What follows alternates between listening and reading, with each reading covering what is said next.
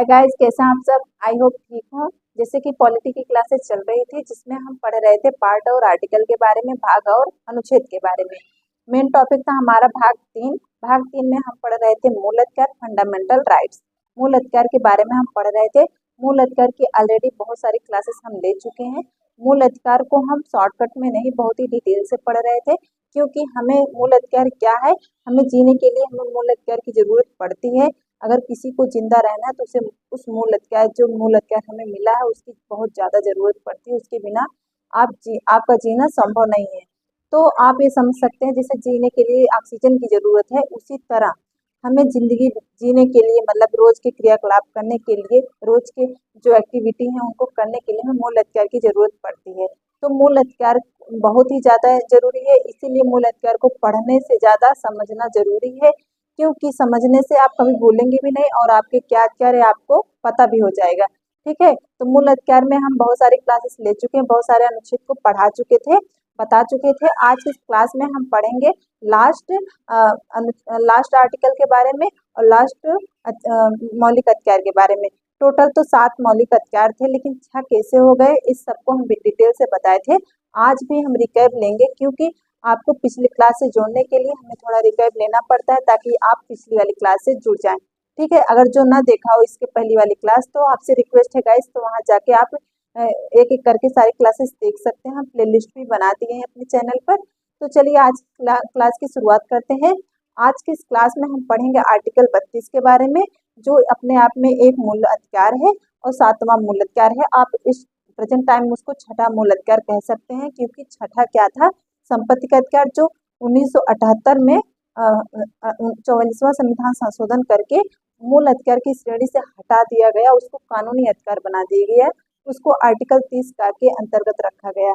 मूल अधिकार क्या होते हैं, हम आपको बताए थे कि मूल अधिकार वो होते हैं जो हमसे कोई छीन नहीं सकता, और कानूनी अधिकार वो होते हैं जो सरकार हमसे ले सकती है, छीन तो नहीं सकती, ले सकती है। उसके बदले आपको फंड भी दे सकती है या कहीं और जमीन दे सकती है, ये सब कर सकती है। लेकिन कानून जब तक वो मूल अधिकार था तब तक आपसे कोई छीन नहीं सकता था। इसीलिए सरकार के जो सरकारी काम थे उसमें बहुत सारी बाधाएं आ रही थी, इसलिए सरकार ने उसको मूल अधिकार, संसद इस पर कार्य करती है, हमेशा के लिए खत्म कर सकती है, और जो राष्ट्रपति है कुछ समय के लिए निलंबित कर सकते हैं। इस सब पर हम बहुत डिटेल से चर्चा किए थे, इसलिए यहाँ पर ज्यादा चर्चा नहीं करेंगे। आज इस क्लास में हम पढ़ेंगे मूल एकदम लास्ट वाला, संवैधानिक उपचारों का अधिकार, आर्टिकल 32।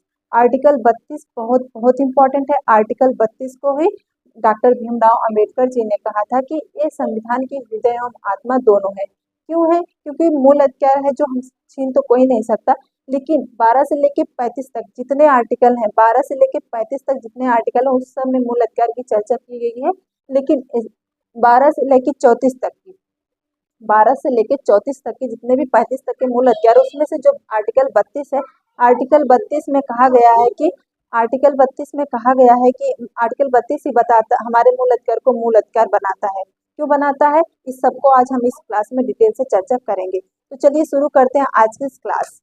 तो लेट्स बिगिन। देखिए, हम पढ़े हमारा मेन टॉपिक था भाग 3। जैसा कि हम बता चुके, भाग 3 मौलिक अधिकार से संबंधित है। मौलिक अधिकार या मूल अधिकार आप कह सकते हैं, मौलिक अधिकार, या आप नाम से कंफ्यूज ना हो इसीलिए हम दोनों नाम बता देते हैं, मूल अधिकार या मौलिक अधिकार। आर्टिकल, इसमें कितने आर्टिकल हैं, तो आर्टिकल 12 से 35 तक, टोटल इतने आर्टिकल्स में मूल अधिकार की चर्चा की गई है। इसमें से हम बहुत सारे आर्टिकल को ले चुके हैं और सारे अधिकार को बता चुके हैं। आर्टिकल वाइज मूल अधिकार को 6 भागों में डिवाइड किया गया, 7 भागों में मूल अधिकार को डिवाइड किया गया है, जो वर्तमान में 6 ही है। देखिए, पहला हमारा था क्या, पहला, दूसरा, तीसरा, चौथा, पांचवा, छठा एंड 7वां। पहले ही मूल अधिकार की श्रेणी से हटा दिया गया है संपत्ति के अधिकार को, लेकिन पढ़ना तो हमें है ही। अगर पूछेगा कि पहले मूल अधिकार कितने थे, तो आप कहेंगे 7। अगर पूछेगा कि वर्तमान में आपके मूल अधिकार या मौलिक अधिकार या फंडामेंटल राइट कितने हैं, तो आप कहेंगे 6। ठीक है, तो देखिए 12 से 35 में, तो 12 जो है यहाँ पर आप देखिए, 12 और 13 किसकी बात करता है, आप जानते हैं। 12 कहता है कि राज्य की परिभाषा, ठीक है, जल्दी जल्दी हम देख लेते हैं राज्य की परिभाषा। इसमें आपके जो अल्पीकरण, अल्पीकरण का मतलब आपके मूल अधिकारों का अल्पीकरण कर दिया जाएगा जब आप दूसरे के मूल अधिकार का हनन करेंगे। तो 12 और 13 में अधिकारों से रिलेटिव भी बात की गई है, लेकिन ये हमें एक व्यक्तिगत हमारे लिए नहीं है। तो अब देख लेते हैं कि पहले वाले मूल अधिकार में कहाँ से कहाँ तक आर्टिकल था। तो 14 से लेकर के 14, 15, 16, 17 एंड 18 इतने आर्टिकल में किसकी बात की गई है? समानता के अधिकार की बात की गई, समानता का अधिकार। हम यहाँ अच्छे से देख लेते हैं एक बार, क्योंकि आज लास्ट क्लास है मूल अधिकार के बारे में। तो हम एक बार हम शॉर्टकट में एक तरीके से सीक्वेंस से देख लेते हैं। तो सबसे पहले हम देखेंगे पहला आर्टिकल देखेंगे सबसे पहले कि 12 एंड 13 किसकी बात करता है? इसमें राज्य की परिभाषा की बात करता है, राज्य की परिभाषा की बात करता है। और 13 कहता है अल्पीकरण, कि आपके मूल अधिकारों का अल्पीकरण कर दिया जाएगा यदि आप दूसरे के मूल अधिकारों का हनन करते हैं। जहां पर दूसरे के मूल अधिकारों का हनन होगा वहां पर आपके मूल अधिकारों का अल्पीकरण कर दिया जाएगा। एक प्रकार से इसमें वार्निंग दी गई है। उसके बाद 14, 15, 16, 17 एंड 18 ये जो 5 आर्टिकल है इसमें समानता की बात की गई है। कैसे? विधि के समक्ष समानता, विधि के समक्ष समानता, यहाँ जाति धर्म लिंग और जन्म स्थान के आधार पर आपके साथ कोई भेदभाव नहीं कर सकता। 16 कहता है कि लोक नियोजन में समानता होगी, मतलब अवसर में सबकी समानता होगी, अवसर में सबकी समानता होगी। ठीक है। उसके बाद 7वां कहता है छुआछूत या अस्पृश्यता का अंत होगा। अस्पृश्यता का अंत कर दिया गया है, क्योंकि इसमें कहा गया है कि छुआछूत के आधार पर आपसे कोई भेदभाव नहीं कर सकता। लोक नियोजन या सरकारी नौकरियों में सबको समान अधिकार दिया गया है, इसके साथ आपके साथ कोई भेदभाव नहीं होगा। 15 कहता है कि जाति धर्म लिंग या जन्म स्थान के आधार पर आपसे कोई भेदभाव नहीं कर सकता, आपको समान अधिकार मिलेगा हर जगह। इस सब पर हम डिटेल से चर्चा की है, इसलिए हम ज्यादा डिटेल से चर्चा नहीं करेंगे। 8वां कहता है उपाधियों का अंत होगा। उपाधियों का अंत होगा मतलब जो पहले उपाधियां मिलती थी, सर, नायडू, ये सब जो उपाधियां मिलती थी उन सबका अंत हो जाएगा। तो यहाँ आप देख रहे हैं ये 14 से लेके 15, 16, 17 एंड 18 समानता की बात कर रहा है, इसलिए पहला हमारा मूल अधिकार क्या है? समानता का अधिकार, समानता का अधिकार, समानता का अधिकार। ठीक है। आगे देख लेते हैं 19, 20, 21 एंड 22, 21 एंड 21 के का, उसके बाद 22 यहाँ तक देख लेते हैं। ये जो 4-5 आर्टिकल है जो का करके है, इसमें किस चीज की चर्चा की गई है? तो 19 कहता विभिन्न प्रकार की स्वतंत्रताएं। विभिन्न प्रकार की स्वतंत्रता का मतलब है इसमें बहुत प्रकार की स्वतंत्रता की बात की गई है। कैसे? इसमें उप आर्टिकल कितने हैं?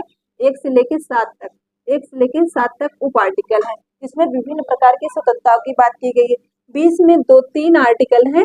पहला कहता है कि आपको एक अपराध के लिए एक सजा, दूसरा कहता है कि अपराध उस समय के कानून के हिसाब से होगी, उस समय के कानून के हिसाब से होगी।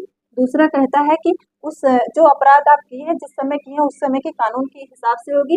तीसरा कहता है कि आप अपने खिलाफ गवाही नहीं दे सकते।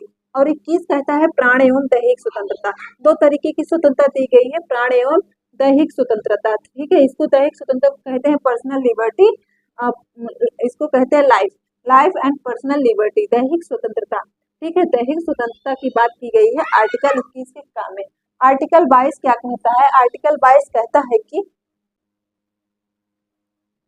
देखिए यहाँ पर 20 के काम में कहा गया प्राण एवं दैहिक स्वतंत्रता, 2 तरीके की स्वतंत्रता की बात की गई। 22 कहता है गिरफ्तारी से स्वतंत्रता, गिरफ्तारी से स्वतंत्रता।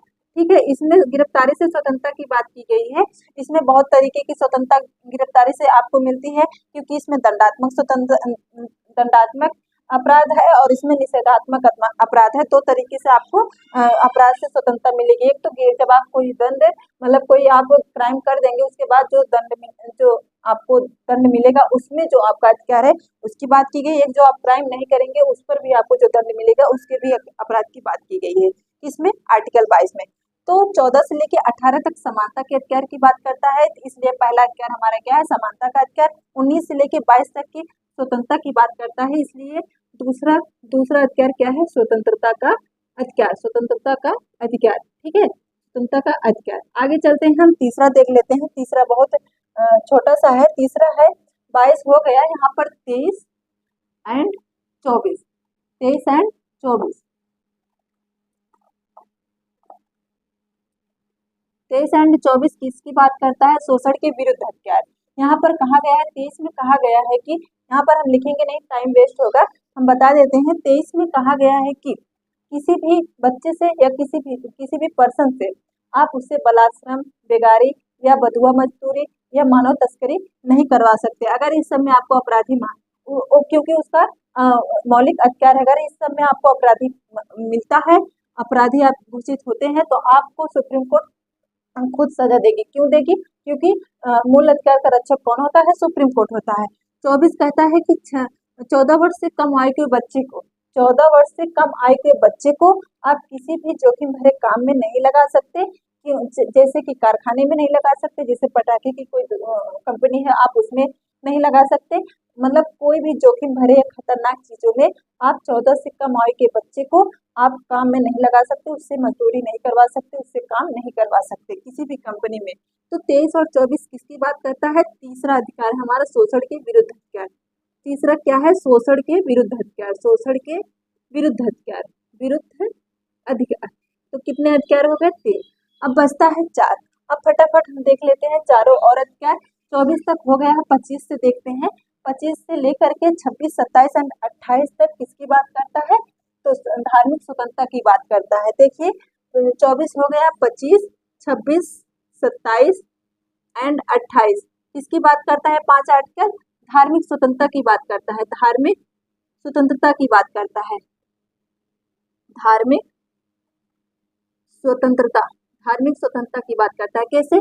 25 कहता है कि अंतःकरण की स्वतंत्रता देता है। किसकी स्वतंत्रता देता है? अंतःकरण की। अंतःकरण की मतलब कि आप पर्सनली अपने धर्म का प्रचार प्रसार कर सकते हैं, आप पर्सनली अपने धर्म के रीति रिवाजों को फॉलो कर सकते हैं। ये आपका अधिकार है आर्टिकल 25 के तहत। ये आपसे कोई नहीं छीन सकता। अगर कोई आपसे ये अधिकार छीनता है तो आप सीधी चुनौती किसको दे सकते हैं? सुप्रीम कोर्ट को दे सकते हैं। 25 कहता है। 26 कहता है कि सामूहिक रूप से आप धार्मिक आयोजन कर सकते हैं। सामूहिक रूप से आप धार्मिक आयोजन कर सकते हैं। धार्मिक आयोजन कर सकते हैं। आयोजन किस आर्टिकल के तहत? आर्टिकल 26 के तहत। इसमें तो अंतःकरण की स्वतंत्रता दी है कि आप पर्सनली अपने धर्म का आयोजन कर सकते हैं, अपने धर्म रीति रिवाजों को फॉलो कर सकते हैं, अपने धर्म का प्रचार प्रसार कर सकते हैं आर्टिकल 25 के तहत। 26 कहता है आप सामूहिक रूप से अपने धर्म का आयोजन कर सकते हैं। जैसे रामलीला, अगर हिंदू है तो रामलीला है, अगर जैसे मुस्लिम है तो उनका भी जो होगा तो वो अपना धर्म का प्रचार प्रसार कर सकते हैं, वो अपने धर्म का आयोजन कर सकते हैं। ये आपका अधिकार है आर्टिकल 26 के तहत। आपसे कोई नहीं छीन सकता। अगर कोई छीनना चाहता है, अगर चाह रहा है, तो आप सीधी चुनौती किसको देंगे? सुप्रीम कोर्ट को देंगे। सुप्रीम कोर्ट मूल अधिकारों का रक्षक होता है, लेकिन सुप्रीम कोर्ट मूल अधिकारों का रक्षक किस आर्टिकल के तहत होता है? बहुत कंफ्यूजन होती है। तो आज उसी आर्टिकल के बारे में हम विस्तार से चर्चा करेंगे। तो आर्टिकल 32 है, जो संवैधानिक उपचारों का अधिकार है, जो पूरे अधिकार का उपचार करता है।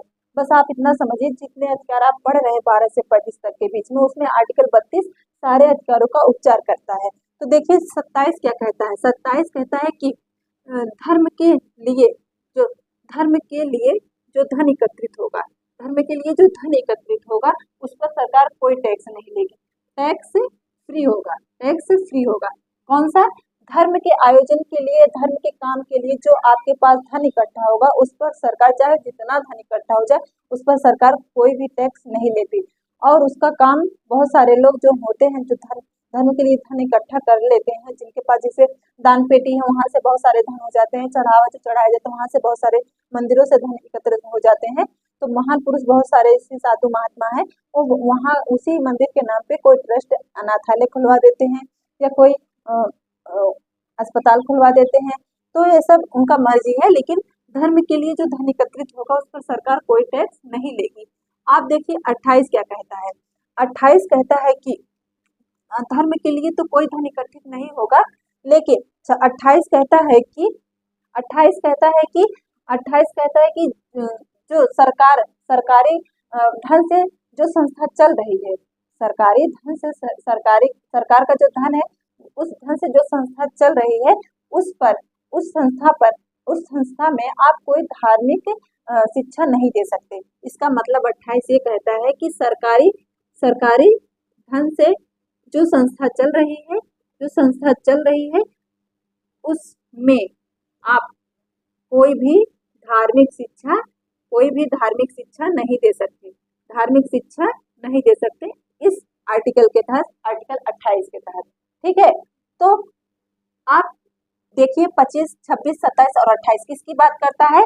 सारे धार्मिक स्वतंत्रता की बात करता है, धर्म की बात कर रहा है। इसलिए चौथा आर्टिकल क्या है, चौथा मूल अधिकार क्या है? धार्मिक स्वतंत्रता का अधिकार, धार्मिक स्वतंत्रता का अधिकार। ठीक है, धार्मिक स्वतंत्रता का अधिकार, ये चौथा अधिकार हो गया हमारा मूल अधिकार। अब पांचवा देख लेते हैं, पांचवा क्या है हमारा? हो गया समानता का अधिकार, स्वतंत्रता का अधिकार, शोषण के विरुद्ध अधिकार, धार्मिक स्वतंत्रता का अधिकार। अब देखिए 28, फिर 29 एंड 30। 29 और 30 में किसकी बात की गई है?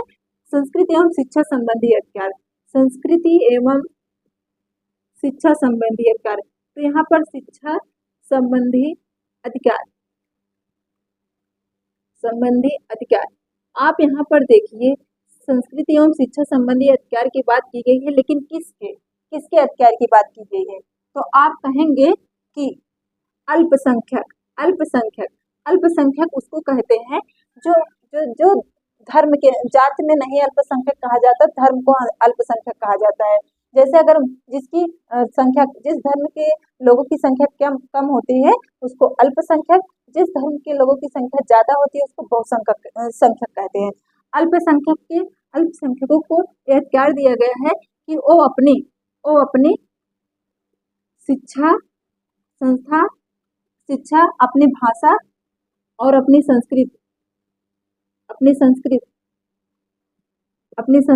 में शिक्षा ग्रहण कर सकते हैं। मतलब अल्पसंख्यक को यह अधिकार दिया गया कि वो अपने भाषा में, अपने कल्चर में शिक्षा को ग्रहण कर सकते हैं, शिक्षा ले सकते हैं, उनको अलग से अधिकार दिया गया है। क्यों दिया गया? क्योंकि अल्पसंख्यक जो होते हैं उनको बहुत दबाया और बहुत सताया, क्योंकि उन्हीं को सताया जाता है, इसलिए उनको अलग से इस आर्टिकल के तहत अधिकार दे दिए गए ताकि उनसे ये अधिकार कोई न छीने। अब देखिए 30 भी अल्पसंख्यकों से संबंधित है।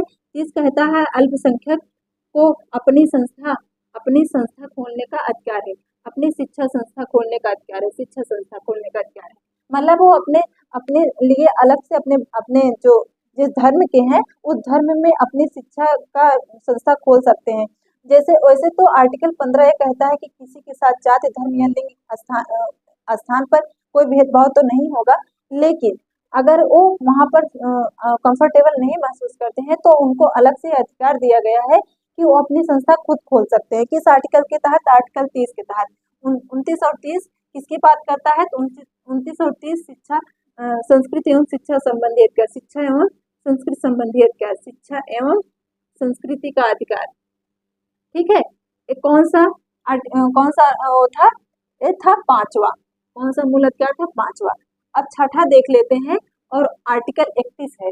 बस एक ही आर्टिकल इसमें है और वो अब वर्तमान में है भी नहीं। 31 में कहता है संपत्ति का अधिकार, आपको संपत्ति रखने का अधिकार है, आपसे कोई संपत्ति छीन नहीं सकता। कब नहीं छीन सकता था? जब तक ये मूल अधिकार था, लेकिन अब ये मूल अधिकार नहीं रह गया, अब ये कानूनी अधिकार बन गया, ठीक है, कानूनी अधिकार बन गया। जब एक कानूनी अधिकार बना तो इसका मतलब इसमें अमेंडमेंट हुआ, इसमें संशोधन हुआ। तो कौन सा संविधान संशोधन हुआ? 44वां संविधान संशोधन हुआ। ठीक है, संविधान संशोधन हुआ। आज हम पूरा एक सीक्वेंस से कवर इसलिए करें क्योंकि आज लास्ट क्लास है, तो आप क्लास के एंड तक बने रहिए, तभी आप समझ पाएंगे कि मूल अधिकार कौन सा कौन सा आर्टिकल बताता है। तो देखिए 44वां संविधान संशोधन 1978 में हुआ, और इसमें संशोधन हुआ उस समय मोरारजी देसाई की सरकार थी। वहां पर जब संशोधन हुआ 1978 में, तो इसको ले जाकर के 300 का में ऐड कर दिया गया, अनुच्छेद 300 का में ऐड करके इसको कानूनी अधिकार बना दिया गया। मौलिक अधिकार कानूनी अधिकार में बस इतना ही डिफरेंस है कि आपके मूल अधिकार को आपसे कोई नहीं छीन सकता, लेकिन संपत्ति के अधिकार को आपसे सरकार ले सकती है। तो जब ये संपत्ति का अधिकार मूल अधिकार था, तो यहाँ पर सरकार को बहुत सारी प्रॉब्लमें फेस करनी पड़ती थी, इसीलिए उसको हटा दिया गया, उसको संशोधन करके उसको कानूनी अधिकार बना दिया गया। अब इससे आपकी सरकार आपकी जमीनें ले सकती है, लेकिन उसके बदले आपको मुआवजा देती है, ठीक है, ऐसे नहीं लेती, उसके दुगना तिगुना उसका दाम देती है। आगे देखिए 30 हुआ, आज हम पढ़ेंगे 31 हुआ, आज हम पढ़ेंगे आर्टिकल 32। आर्टिकल 32 को हमें बहुत ही डिटेल से पढ़ना है, क्योंकि आर्टिकल 32 बहुत ही इम्पोर्टेंट है। इसीलिए आर्टिकल 32 को भीमराव अंबेडकर जी ने कहा था कि ये संविधान की हृदय एवं आत्मा क्यों है, आत्मा है, क्यों है, इसको आज हम जानेंगे। तो चलिए देखते हैं आर्टिकल 32। आर्टिकल 32, आर्टिकल 32, 32, आर्टिकल 32 में, आर्टिकल 32 का क्या नाम है, संवैधानिक उपचारों का अधिकार, संवैधानिक उपचारों का अधिकार, उपचारों का अधिकार, उपचारों का अधिकार। तो देखिए यहाँ पर संवैधानिक उपचारों का अधिकार क्यों कहा गया, उपचार का मतलब क्या होता है, इलाज। आर्टिकल 32 को है, आर्टिकल 32 ही हमारे मूल अधिकार को मूल अधिकार बनाता है। अगर पूछेगा कि हमारे मूल अधिकार को कौन सा आर्टिकल मूल अधिकार बनाता है, तो आप कहेंगे आर्टिकल 32, क्योंकि आर्टिकल 32 को भीमराव अंबेडकर जी ने हृदय एवं आत्मा तो कहा ही है, क्यों कहा है ये आगे हम समझ जाएंगे। क्योंकि इसलिए कहा है क्योंकि इसमें 5 प्रकार के रिट जारी किए जाते हैं। 5 प्रकार के रिट, रिट का मतलब होता है आदेश, रिट का मतलब होता है आदेश। 5 प्रकार के आदेश या रिट जारी होते हैं, जिनके तहत हमें आर्टिकल 32 के तहत ही, अब हम आपसे हमेशा यही कह रहे हैं कि हमारे मूल अधिकार का अगर हनन होगा, हमारे मूल अधिकार का जब हनन होगा तो हम सीधा सुप्रीम कोर्ट जाएंगे, क्योंकि मूल अधिकारों का रक्षक सुप्रीम कोर्ट होता है। लेकिन अभी तक हमें किसी आर्टिकल में ये नहीं पढ़े कि इस आर्टिकल के तहत हम सुप्रीम कोर्ट जा सकते हैं। तो वो आर्टिकल कौन सा है जिसके तहत हम सुप्रीम कोर्ट जा सकते हैं, सीधे सुप्रीम कोर्ट में चुनौती दे सकते हैं, सीधे सुप्रीम कोर्ट जो है आदेश जारी कर सकता है, वो कौन सा आर्टिकल है, आर्टिकल 32, ठीक है। आर्टिकल 32 के तहत ही सुप्रीम कोर्ट पूरे मूल अधिकारों का रक्षक है, मतलब पूरे मूल अधिकारों का रक्षा करता है, पूरे मूल अधिकारों का इलाज करता है। जब उसमें आपके अधिकार छीने जाते हैं, तो जितने भी आपके मूल अधिकार छीने जाएंगे उन सब के खिलाफ आप रिट जो जारी करेंगे, उस रिट को ही हम कहते हैं संवैधानिक उपचारों का अधिकार। उसी रिट के तहत जो सुप्रीम कोर्ट है मूल अधिकार, आपके अधिकारों को लौटाता है, आपके अधिकारों के साथ मतलब वो करता है, आपके अधिकारों को लौटाता है। तो देखिए कौन कौन से 5 रिट जारी किए जाते हैं। सबसे पहले आप ये जान जाइए आर्टिकल 32 को कि डॉक्टर भीमराव अंबेडकर ने इसे हृदय एवं आत्मा कहा है, क्योंकि आर्टिकल 32 के तहत ही हम अपने मूल अधिकारों का जब हनन होगा, हमारे मूल अधिकार हमसे छीने जाएंगे, तो आर्टिकल 32 के तहत ही हम सुप्रीम कोर्ट में जाएंगे। और सुप्रीम कोर्ट जब हमारे मूल अधिकारों को छीना जाएगा तो हम सुप्रीम कोर्ट जाएंगे, तो सुप्रीम कोर्ट भी आर्टिकल 32 के तहत ही जो 5 प्रकार के रिट जारी करता है, उस रिट के आधार पर ही आपके मूल अधिकारों को लौटाता है। इसलिए जब तक आर्टिकल 32, अगर आर्टिकल 32 को हटा दिया जाए तो पूरे मूल अधिकारों का कोई मतलब नहीं रह जाएगा, क्योंकि पूरे मूल अधिकारों का रक्षक तब कोई नहीं रह जाएगा। इसलिए आर्टिकल 32 ही इस संविधान की हृदय एवं आत्मा दोनों है। देखिए 5 प्रकार के जो रिट जारी करते हैं, उन रिट के बारे में हम डिटेल से पढ़ेंगे, ठीक है। तो सबसे पहला है हमारा बंदी प्रत्यक्षीकरण, बंदी प्रत्यक्षीकरण, बंदी प्रत्यक्षी, पहले हम पूरा लिख लेते हैं, उसके बाद हम इसके बारे में डिटेल से जानेंगे। दूसरा है परमादेश, परमादेश। तीसरा है प्रतिषेध, प्रतिषेध। चौथा है उत्प्रेषण, उत्प्रेषण। और 5वां है अधिकार परीक्षा, अधिकार परीक्षा, अधिकार परीक्षा, ठीक है, अधिकार परीक्षा। अब इसको बार बार पूछता है एग्जाम में कि इंग्लिश में क्या कहते हैं, जैसे बंदी प्रत्यक्षीकरण की इंग्लिश क्या है, तो यहाँ पर इंग्लिश में लैटिन भाषा में इसको बताया गया है, इसलिए थोड़ा टफ है। यहाँ पर देखिए परमादेश, प्रतिषेध, उत्प्रेषण, अधिकार परीक्षा, ये जो 5 प्रकार के रिट का मतलब होता है आदेश। 5 प्रकार के रिट जारी करती है सुप्रीम कोर्ट। आर्टिकल 32 के तहत जब आपके जितने भी मूल अधिकार हम 12 से लेकर 35 तक के बीच में पढ़ेंगे, उस सबका अगर आपके साथ कोई आपके मूल अधिकारों को छीनना चाहेगा, तो आप आर्टिकल 32 के तहत ही सुप्रीम कोर्ट रिट जारी करेगा और इसी रिट से आपका इलाज करेगा, ठीक है। बस आप इतना जानिए कि जितने भी मूल अधिकारों हैं, अगर उसको आपसे कोई छीनेगा तो आर्टिकल 32 के तहत आपके मूल अधिकारों का रक्षा होगा और आपका मूल अधिकारों का इलाज होगा। तो देखिए आपके मूल अधिकार वापस मिलेंगे। तो बंदी प्रत्यक्षीकरण को कहते हैं हॉबियस कर्पस, इसको कहते हैं हॉबियस, आप इंग्लिश जान जाइए, हॉबियस कर्पस, कर्पस, हॉबियस कर्पस किसको कहते हैं? बंदी प्रत्यक्षीकरण को। मेंडामस किसको कहते हैं? परमादेश को। मेंडामस, मेंडामस किसको कहते हैं? परमादेश को। परमादेश को कहते हैं। प्रतिषेध को क्या कहते हैं? प्रोविंसन, प्रोविंसन, प्रोविंसन, ठीक है, प्रोविंसन कहते हैं। उत्प्रेषण को कहते हैं सिटेजरी, सिर्टेजरी, सर्टेजरी।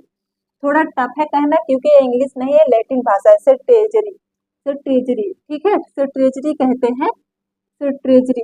उसके बाद अधिकार पिच्छा को कहते हैं कोवेरेंटो, कोवेरेंटो, कोवेरेंटो, कोवेरेंटो। तो आप एक बार फिर से देख लीजिए, इंग्लिश जानना बहुत जरूरी है क्योंकि ये इंग्लिश में नहीं है, लैटिन भाषा में है, इसलिए थोड़ा इसको बोलना टफ है, इसका जो उच्चारण है थोड़ा टफ है, लेकिन आपको जानना जरूरी है क्योंकि पेपर में पूछ लेता है बंदी प्रत्यक्षीकरण की इंग्लिश क्या होगी, तो आप कहेंगे हॉबियस कर्पस। अगर परमादेश का पूछेगा आप कहेंगे मेंडामस, अगर प्रतिषेध का पूछेगा तो आप कहेंगे प्रोविंसन, ठीक है, उत्प्रेषण का सिटीजरी, ठीक है, अधिकार पिच्छा का कोवेरेंटो, तो आप ऐसा कह सकते हैं। तो चलिए एक एक करके सारे जो 5 प्रकार के रीट हैं इनके बारे में जान लेते हैं। बंदी प्रत्यक्षीकरण किसको कहते हैं? बंदी प्रत्यक्षीकरण जैसे आर्टिकल आप 20 में पढ़े थे कि आर्टिकल 22 में आप पढ़े थे कि आपसे उसमें आर्टिकल 22 में कहा गया गिरफ्तारी से संरक्षण। गिरफ्तारी से संरक्षण में सबसे पहले कहा 2 तरीके के उसमें संरक्षण दिए गए थे, एक दंडात्मक, एक निषेधात्मक। दंडात्मक में कहा गया था कि अगर आपको कोई गिरफ्तार करने आएगा तो सबसे पहले आपका अधिकार बनता है कि उससे आप कहें कि आप वारंट दिखाइए। उसके बाद अगर आप गुनाह किए हैं तो आपको पुलिस उठा के ले जाएगी। तो दूसरा अधिकार आपका ये बनता है कि 24 घंटे के अंदर आपको पुलिस 24 घंटे के अंदर पुलिस आपको जज साहब के पास ले जाए। अगर वही अधिकार जो 22 के 2 में कहा गया है कि 24 घंटे के अंदर आपको जज साहब के सामने पेश करना पड़ेगा। अगर पुलिस नहीं पेश करती 24 घंटे से ज्यादा हो जाती है, अगर 24 घंटे से ज्यादा हो गया और आपको बंदी बनाए और आपको किसी भी मजिस्ट्रेट के सामने या किसी भी जज के सामने नहीं ले जाया गया तो आपके जो रिलेटिव होंगे या आपके जो वकील होंगे वो सीधा बंदी प्रत्यक्षीकरण के तहत एक रिट जारी कर देंगे और तब वहां पर जब रिट जारी कर देंगे तो वहां से तुरंत सुप्रीम कोर्ट से सीधा आदेश हो जाएगा कि आप उसको तुरंत किसी मजिस्ट्रेट के पास ले जाइए। तो जब वो मजिस्ट्रेट के पास मतलब किसी जज के पास ले जाएंगे तो जज साहब अगर काफी बड़ा गुनाह किए हैं तो आपको तुरंत जेल में डाल देगा, अगर कम थोड़ा छोटा मोटा है तो आपको वेल दे देगा, उसके बाद मुकदमा चलता रहेगा। लेकिन उसके बाद पुलिस हो या दरोगा उनको सरकार उनसे पूछेगी किसके तहत? बंदी प्रत्यक्षीकरण के तहत। जो सुप्रीम कोर्ट रिट जारी करेगी तो उसमें बंदी प्रत्यक्षीकरण के तहत पूछेगी उनसे बकायदा कि आप 24 घंटे के अंदर ये जो हम रीट बता रहे हैं, रीट का मतलब ये है कि आदेश देती है, पूछती है, क्वेश्चन पूछती है कि आप बताइए ऐसा क्यों किए। जैसे बंदी प्रत्यक्षीकरण में 24 घंटे से ज्यादा आप किसी भी अपराधी को अपने पास क्यों रखे, आप किसी भी जज साहब के सामने क्यों नहीं ले गए, एक किससे पूछेगी? पुलिस या दरोगा से पूछेगी जो उसे गिरफ्तार किया होगा। लेकिन और उसके साथ क्या होगा? जो बंदी की बनाया गया है उसके साथ जज साहब यही करेंगे, अगर उसका गंभीर गुनाह है तो उसको जुडिशियल कस्टडी में डाल देंगे, अगर उसका कम है तो उसको बेल दे देंगे, उसके बाद उस पर मुकदमा चलेगा। तो रीट का मतलब यही है कि इसमें सुप्रीम कोर्ट आपको आदेश देती है, आपसे क्वेश्चन पूछती है कि आप बताइए आप ऐसा क्यों किए, ठीक है, आदेश देती है। उसके बाद परमादेश, परमादेश का मतलब आदेश देता हूँ मैं, आदेश देता हूँ। जैसे कोई भी सरकारी कर्मचारी है, अगर सरकारी कर्मचारी जो सरकार उसको वेतन दे रही, जितने भी सरकारी कर्मचारी हैं, जितने भी सरकार से वेतन उठा रहे हैं, उन सबको आदेश देती है कि अगर वो अपने काम का निर्वहन अच्छी तरीके से नहीं कर रहे हैं, जैसे अगर सरकारी स्कूल में उनको पढ़ाने को मिला वो अच्छे से पढ़ा नहीं रहे हैं, जैसे जो बच्चों का मूल अधिकार है उसको छीन रहे हैं, जैसे अनुच्छेद 21 का के तहत 6 से 14 वर्ष तक के निःशुल्क एवं अनिवार्य शिक्षा की बात की गई है। अगर उनको निःशुल्क एवं अनिवार्य शिक्षा नहीं दे रहे हैं, उनसे किसी भी तरीके की फीस ले रहे हैं या उन्हें पढ़ा नहीं रहे हैं, इस सब के अगर वो उनके मूल अधिकारों का हनन करते हैं तो सुप्रीम कोर्ट सीधा आदेश परमादेश के तहत आदेश मंडामस मतलब जारी करती है और उससे पूछती है कि आप ऐसा क्यों कर रहे हैं। और सुप्रीम कोर्ट को जवाब देना पड़ेगा उन सरकारी कर्मचारियों को, क्योंकि आर्टिकल 32 के तहत सुप्रीम कोर्ट सीधा उनसे सवाल पूछ सकती है, क्योंकि यहाँ पर कोई भी और इंटरफियर नहीं कर सकती, सीधा सुप्रीम कोर्ट इंटरफियर करेगी, क्योंकि उसका वो है, मतलब इसका कुल मिला जुला के आदेश, मतलब आदेश देती है, क्वेश्चन पूछती है कि आप ऐसा क्यों कर रहे हैं, किसके तहत, परमादेश रिट जारी कर देती है। कौन करता है? सुप्रीम कोर्ट रिट जारी करता है। पहला बंदी प्रत्यक्षीकरण, अगर 24 घंटे से ज्यादा किसी को भी आप बंदी बना के रखे और जिसका आपके सामने नहीं पेश किए, तो उसमें आपसे क्वेश्चन पूछेगी कि आप ऐसा क्यों किए, आपको जवाब देना पड़ेगा जब तक वो सहमत नहीं हो जाती। परमादेश के तहत अगर कोई भी जो सरकार से वेतन उठा रहा है, सरकारी कर्मचारी जितने भी हैं, अगर अपने कार्यों का निर्वहन ठीक तरीके से नहीं कर रहे हैं, तो उनसे सरकार परमादेश के तहत आदेश देगी और उनसे क्वेश्चन पूछेगी आप ऐसा क्यों कर रहे हैं। प्रतिषेध का मतलब होता है, प्रतिषेध और उत्प्रेषण दोनों आप ध्यान से देखिएगा। प्रतिषेध का मतलब ये होता है, देखिए कितनी कोर्ट है, सबसे पहले देखें सबसे नीचे वाला कोर्ट है डिस्ट्रिक्ट कोर्ट, उसके बाद है हाई कोर्ट, उसके बाद है सुप्रीम कोर्ट। ठीक है, तो इसमें आप सबसे पहले जानिए कि प्रतिषेध का मतलब ये होता है कि किसी भी निचली अदालत में कोई मुकदमा चल रहा है और वो उसके अधिकार क्षेत्र में नहीं आ रहा है, फिर भी वो मुकदमा चला रहा है, तो उसके ऊपरी वाली जो कोर्ट है वो निचली वाली कोर्ट को आदेश देगी कि प्रतिषेध के तहत उसमें कि आप अपना मुकदमा रोक दीजिए, जो आपकी अदालत में चल रहा है उस मुकदमे को हमारे पास ट्रांसफर कीजिए, मतलब अपनी उच्चतम अदालत में ट्रांसफर कीजिए।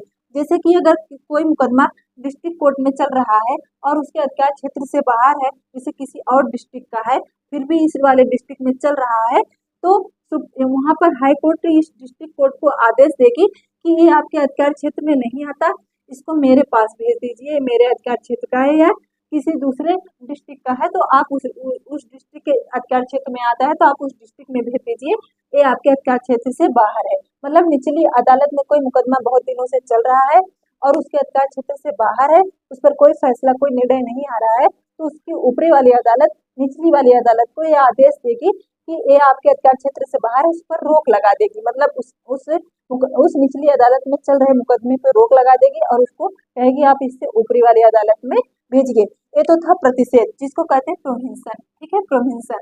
आगे देखिए उत्प्रेषण क्या है। उत्प्रेषण ये है, इस पर तो रोक लगा देगी, लेकिन यहाँ पर देखिए किसी भी डिस्ट्रिक्ट कोर्ट, हाई कोर्ट या सुप्रीम कोर्ट, कोई भी कोर्ट अपना फैसला सुना चुकी है किसी मुद्दे पर, किसी मुकदमा पर वो अपना फैसला सुना चुकी है। अगर उस फैसले को कोई निचली अदालत अपना कोई फैसला, ठीक है, निचली अदालत कोई अपना फैसला, जैसे हाई कोर्ट से निचली अदालत डिस्ट्रिक्ट कोर्ट है और सुप्रीम कोर्ट से निचली अदालत हाई कोर्ट है, अगर कोई भी जैसे हाई कोर्ट में कोई फैसला, किसी मुकदमा हुआ और उस पर कोई फैसला आ गया, हाई कोर्ट में किसी उस मामले पर मुकदमा सुना दिया है, तो उस फैसला आ गया है, तो फैसले को रद्द कौन कर सकता है? उसकी ऊपरी अदालत रद्द कर सकती है और अपने दायरे में उस प्रॉब्लम को, उस मुकदमे को लेकर के वो खुद फिर से फैसला सुनाएगी। जैसे राम मंदिर का जब निर्माण होना था तो उस पर हाई कोर्ट ने अपना फैसला दे दिया था, लेकिन सुप्रीम कोर्ट ने इस रिट के तहत उत्प्रेषण रिट के तहत इस हाई कोर्ट के मुकदमे को रद्द कर दिया और उसको अपने दायरे में ले लिया, अपने अधिकार क्षेत्र में ले लिया और सुप्रीम कोर्ट ने इतने सालों बाद मुकदमा सुनाया। तो किसके तहत लिया? उत्प्रेषण के तहत। तो यहाँ इसमें और इसमें बस यही फर्क है, इसमें और इसमें ये फर्क है कि यहाँ पर मुकदमे को रोका जा सकता है और आगे भेजा जा सकता है, मतलब निचली अदालत से ऊपरी अदालत में, लेकिन उत्प्रेषण में ये कहा गया है कि अगर फैसला सुना दिया है कोई कोर्ट, तो उस फैसले को रद्द करके हम ऊपरी अदालत को भेज करके वो अदालत अपना फैसला सुनाएगी। तो यहाँ पर फैसले पर मतलब रोक लगा दिया जाता है और यहाँ पर फैसला ही रद्द कर दिया जाता है। इस जो प्रतिषेध है, प्रतिषेध का मतलब ये है कि कोई मुकदमा चल रहा है, निचली अदालत उस पर रोक लगा सकती है सुप्रीम कोर्ट और उसकी ऊपरी अदालत, और उत्प्रेषण क्या कर सकता है कि किसी भी निचली अदालत के फैसले को रद्द करके वो ऊपरी अदालत में भेज करके फिर से उस पर फैसला सुनाया जा सकता है। किसके तहत? उत्प्रेषण के। अब अधिकार परीक्षा देखिए, जिसको कहते हैं कोवेरेंटो।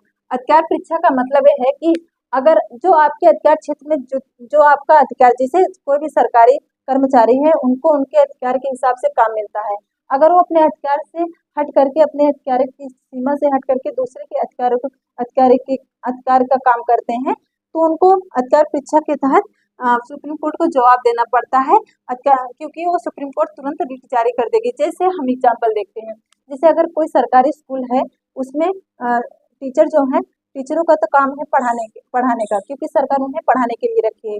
लेकिन जो पुलिस है वो भी सरकार के ही कर्मचारी हैं। तो सरकार अगर वो स्कूल में आ गए, सरकारी स्कूल में, और बच्चों को मारने डांटने और पढ़ाने लगे, तो उसमें तुरंत अधिकार परीक्षा के तहत रिट जारी हो जाएगा, क्योंकि वो उनके अधिकार क्षेत्र से बाहर है। उनको ये पढ़ाने का अधिकार नहीं दिए गए, उनको कुछ और अधिकार दिए गए।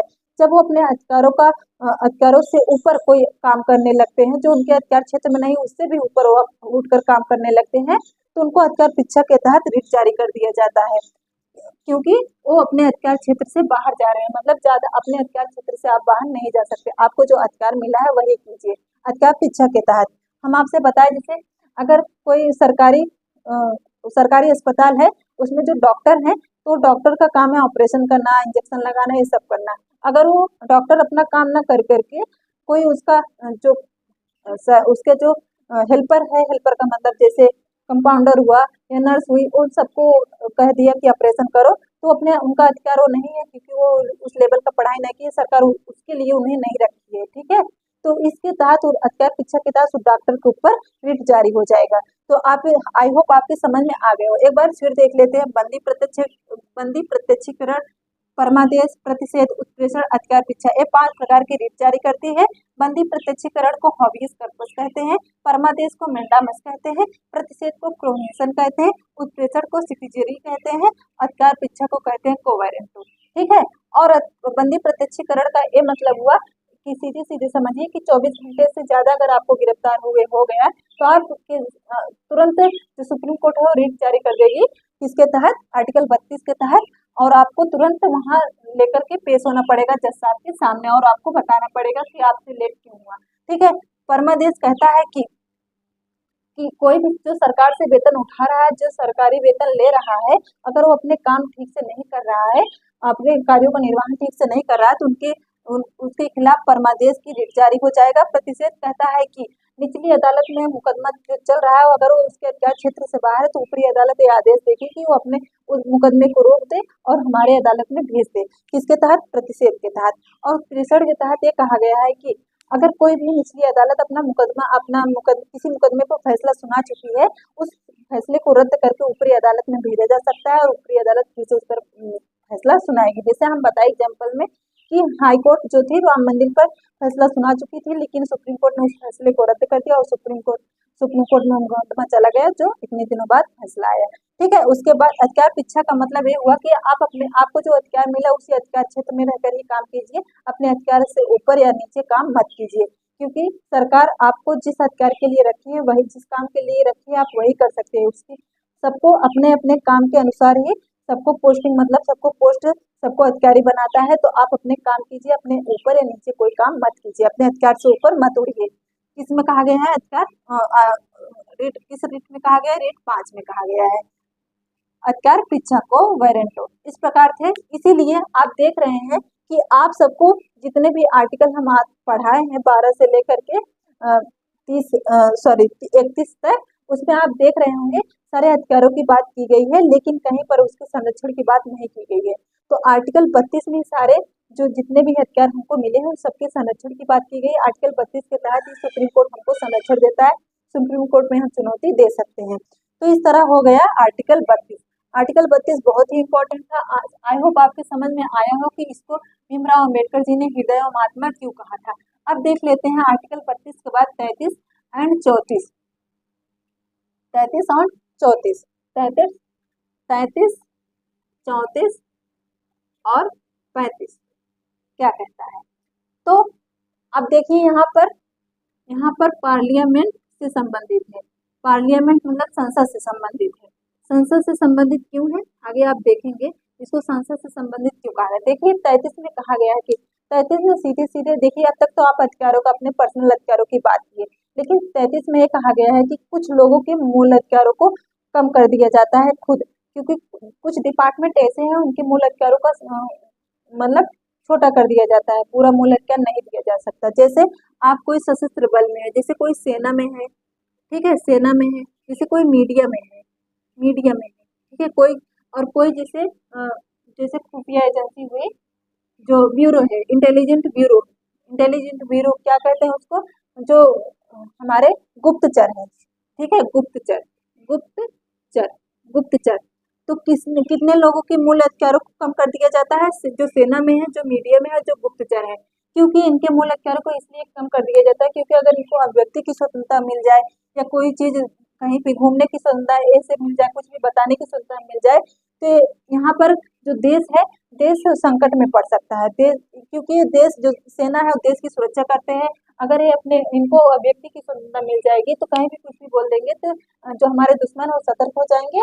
मीडिया भी ऐसे भी हर जगह खुफिया खुफिया तरीके की जो चीज है उस पर वो नहीं बता सकते। जैसे अभी पार्लियामेंट है, पार्लियामेंट का अगर वो पूरा नक्शा बता दे कि यहाँ से यहाँ पर प्राइम मिनिस्टर जाते हैं, यहाँ पर कौन जाता है, तो इससे उन पर आक्रमण हो सकता है, उनकी सुरक्षा पर आँच आ सकती है। इसलिए उनके कुछ मूल अधिकारों को कम कर दिए। कितने, अगर पूछेगा कि आर्टिकल 33 के तहत कितने लोगों के मूल अधिकारों को कम कर दिए गए हैं, तो आप कहेंगे सेना, मीडिया या गुप्तचर। ठीक है, 3 लोगों के। और 34 क्या कहता है? 35 तो कहता है कि इतने लोगों के मूल अधिकार को कम कर दिया गया है। और 34 कहता है कि मार्शल लॉ लागू हो जाएगा। मार्शल लॉ किसी जब कोई मार्शल लॉ किसे कहते हैं, पहले हम लिख लेते हैं मार्शल लॉ। मार्शल लॉ का मतलब होता है सेना, सैन्य शासन, सैन्य शासन, सैन्य शासन को ही मार्शल लॉ कहते हैं। तो आर्टिकल 34 के तहत सैन्य शासन लागू हो जाएगा। जिस एरिया में लागू होगा सैन्य शासन, जिस राज्य में सैन्य शासन लागू होगा, मार्शल लॉ लागू होगा, वहाँ के लोगों के कुछ अधिकारों को कम कर दिया जाएगा।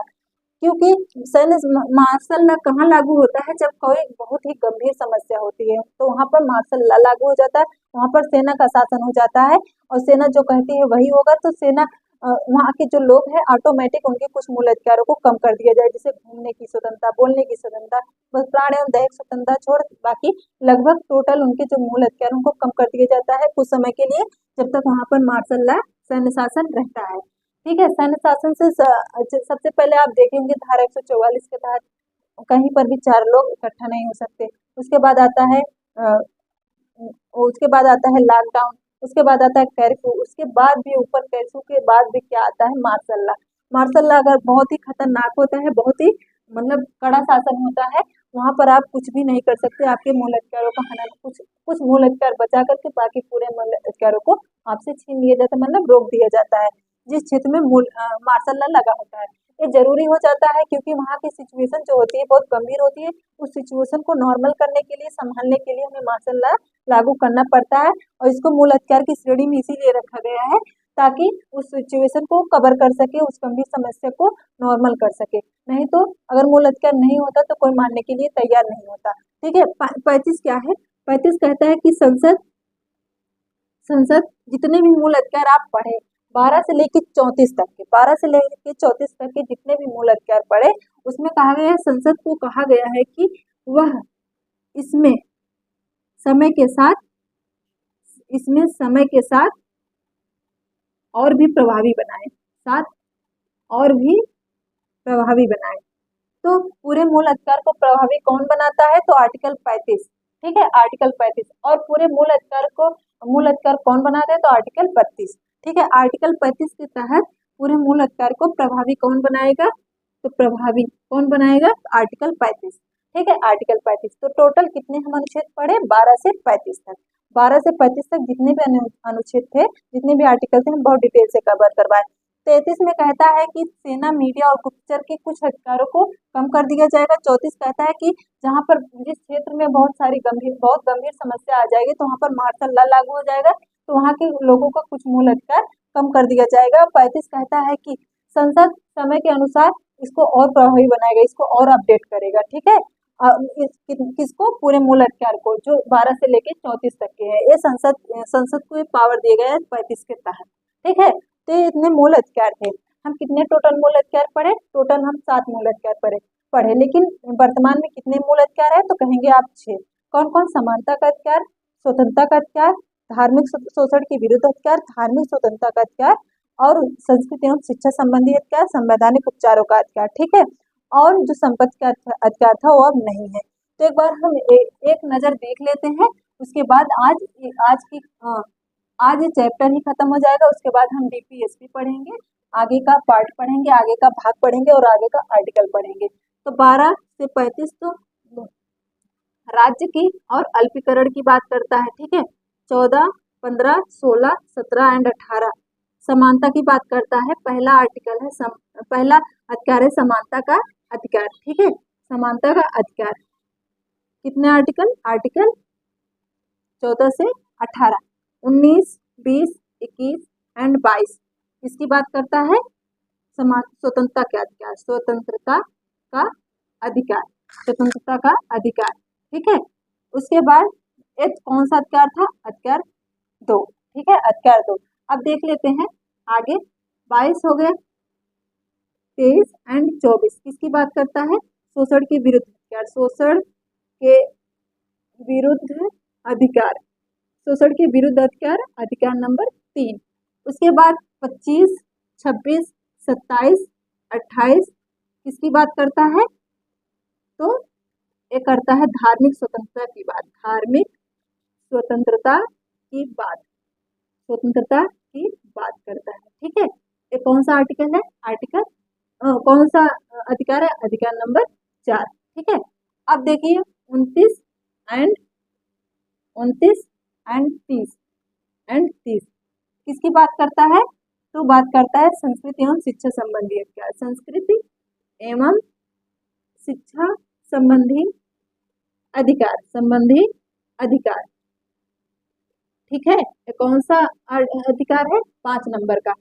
31 कहता है संपत्ति का अधिकार, संपत्ति का अधिकार, संपत्ति का अधिकार जो अब नहीं है, ये छठा था।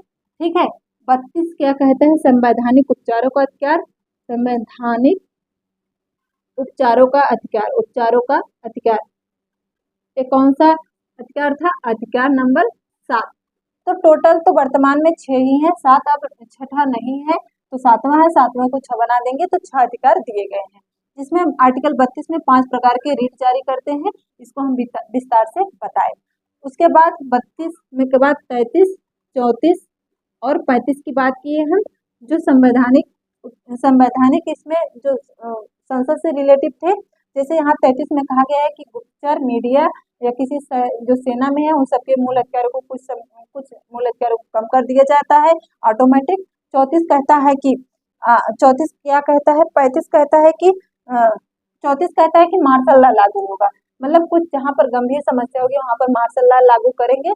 तो जिस क्षेत्र में मार्शल लॉ लागू करेंगे वहाँ के जो नागरिक हैं उनके मूल अधिकार को कुछ समय के लिए कम कर दिया जाएगा।